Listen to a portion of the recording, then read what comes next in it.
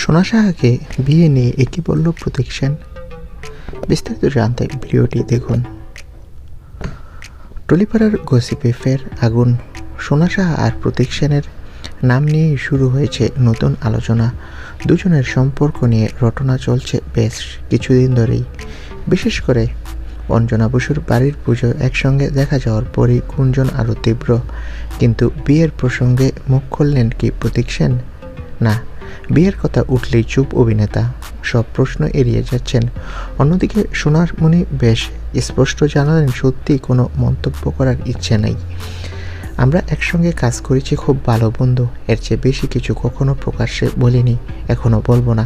শোনা যাচ্ছে কাজের সূত্রেই প্রতীকের পরিবারের সঙ্গে, বিশেষ করে প্রতীকের মায়ের সঙ্গে বেশ ভালো সম্পর্ক গড়ে উঠেছে সোনামণির। তবে অভিনেত্রী চান না এই সম্পর্ক নিয়ে অযথা আলোচনা চলুক।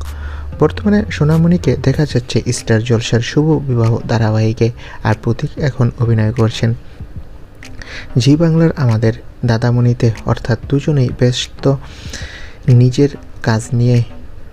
কিন্তু দর্শকদের কৌতূহল, প্রেম কি সত্যি পরিণতি পাবে বিয়েতে, সেটা জানার অপেক্ষায় এখন টলিপাড়া।